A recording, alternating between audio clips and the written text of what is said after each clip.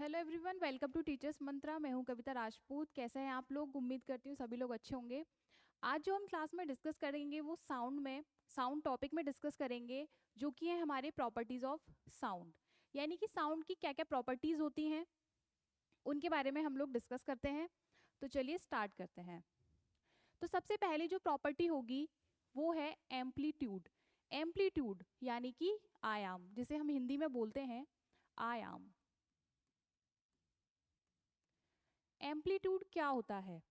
तो इसकी डेफिनेशन के बारे में बात कर लेते हैं। The maximum distance that is of an vibrating body from its mean position. Mean position means क्या है कि जब कोई वाइब्रेटिंग बॉडी होती है ना, वाइब्रेटिंग बॉडी से मीन्स क्या है, जब भी कोई ऑब्जेक्ट साउंड प्रोड्यूस करता है तो साउंड प्रोड्यूस के पीछे रीजन क्या होता है? वाइब्रेशन का रीजन होता है।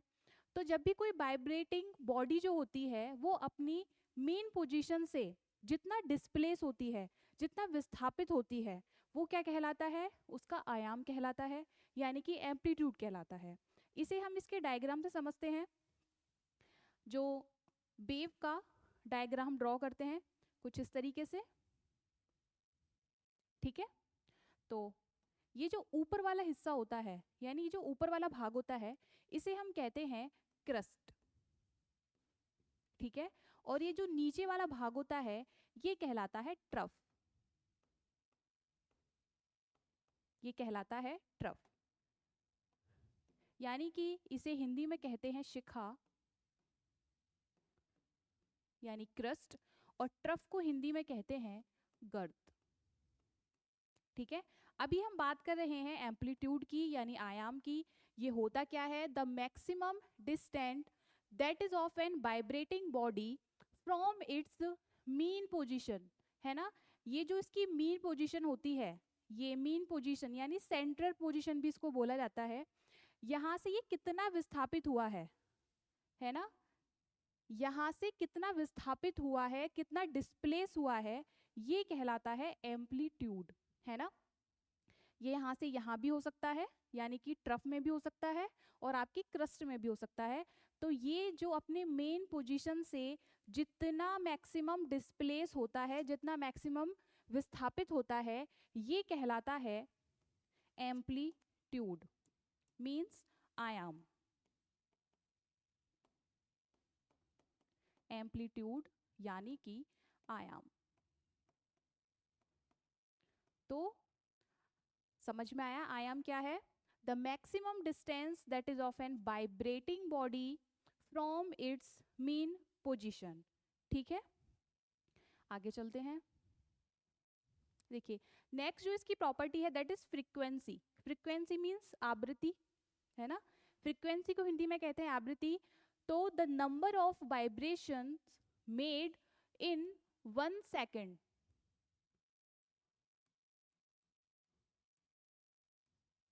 यानी कि किसी वाइब्रेशन ने 1 सेकेंड में, है ना, 1 सेकेंड में कितने वाइब्रेशन लिए हैं साउंड वेव ने, वो क्या कहलाता है? फ्रीक्वेंसी।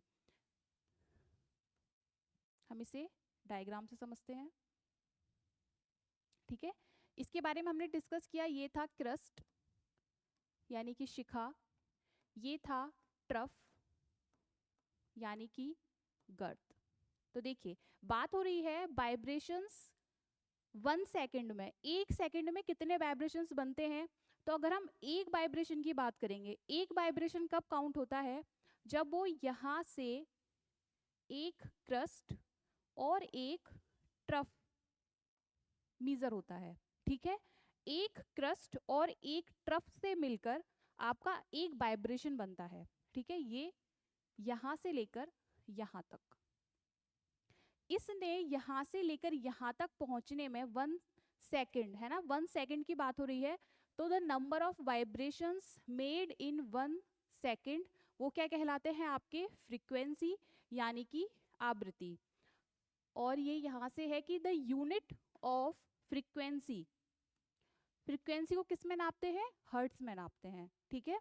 तो अगर 1 सेकेंड में, मान लीजिए 1 सेकेंड में इसने एक वाइब्रेशन कंप्लीट किया, 1 वाइब्रेशन, तो क्या होगी फ्रीक्वेंसी 1 हर्ट्स होगी। अगर वो 1 सेकेंड में 2 वाइब्रेशन कंप्लीट करता है तो उसकी फ्रीक्वेंसी कितनी होगी 2 हर्ट्स। कितनी भी हो सकती है, 10 हो सकती है, 20 हो सकती है, 50 हो सकती है। तो कितनी डिपेंड करती है टाइम पर, है ना, 1 सेकेंड में। नेक्स्ट चलते हैं। देखिए नेक्स्ट जो इसकी प्रॉपर्टी है that is wavelength. Wavelength means तरंग दैर्घ्य। वेवलेंथ मीन्स तरंग दैर्घ्य। ये क्या होता है इसे समझ लेते हैं। देखिए the distance between two consecutive crust और ट्रफ, यानी कि या तो वो क्रस्ट के बीच में होनी चाहिए, दो क्रस्ट के बीच में, या फिर दो ट्रफ के बीच में जो डिस्टेंस कवर होती है, जो डिस्टेंस कवर होती है उसे क्या कहते हैं वेवलेंथ, यानी कि तरंग दैर्घ्य। देखिए ये हमने समझ लिया क्या क्रस्ट है और क्या ट्रफ है। ठीक है, हमने बताया था ऊपर वाला भाग क्या है दैट इज क्रस्ट और नीचे वाला भाग है ट्रफ।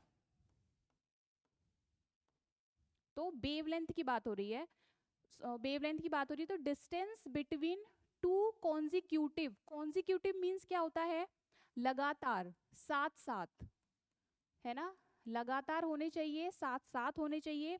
तो अगर मैं बात करूं टू क्रस्ट की तो यहाँ पर ये वाला है, ठीक है, और ये, यानी ये क्रस्ट है और एक ये क्रस्ट है, दो लगातार हैं।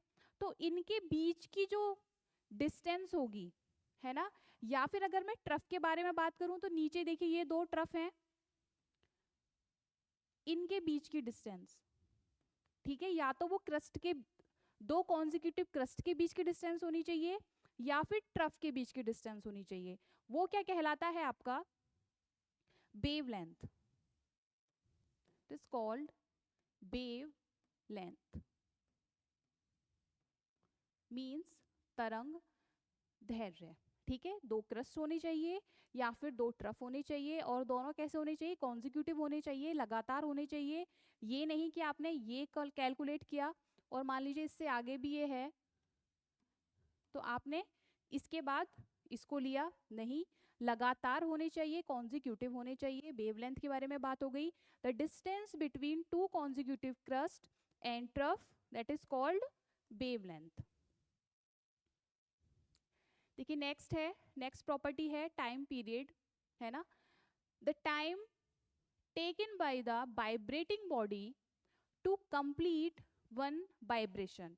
जब भी कोई वाइब्रेटिंग बॉडी है ना, वो क्या कर रही है कंप्लीट कर रही है एक वाइब्रेशन। एक वाइब्रेशन कंप्लीट करने में कितना समय ले रही है, समय, that is called time period. तो टाइम पीरियड जो होता है ये इनवर्सली प्रोपोर्शनल होता है फ्रीक्वेंसी के। ठीक है, time period equals to 1 upon frequency. Suppose that एक साउंड वेव,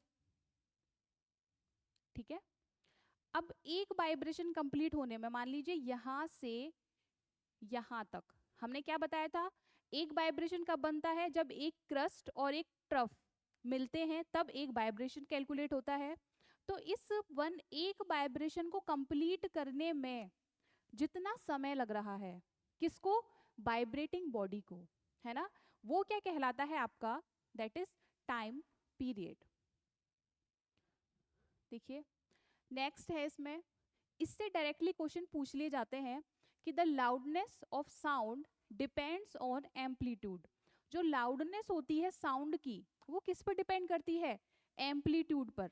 यानी कि अगर लाउडनेस ज़्यादा होगी तो एम्पलीट्यूड भी ज़्यादा होगा, अगर लाउडनेस कम है तो एम्पलीट्यूड भी कम होगा। और लाउडनेस को जो मीज़र करते हैं, जिस यूनिट में मीज़र करते हैं वो होता है डेसीबल, dB, इसे इस तरीके से डिनोट करते हैं डेसिबल। नेक्स्ट इंपॉर्टेंट है इसका पिच।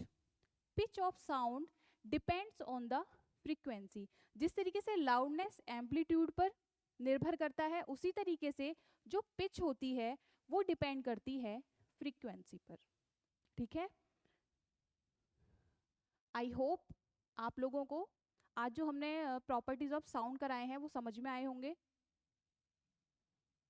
तो नेक्स्ट क्लास में मिलते हैं, तब तक वीडियोस को लाइक कीजिए, कमेंट्स कीजिए, सब्सक्राइब कीजिए। Thank you.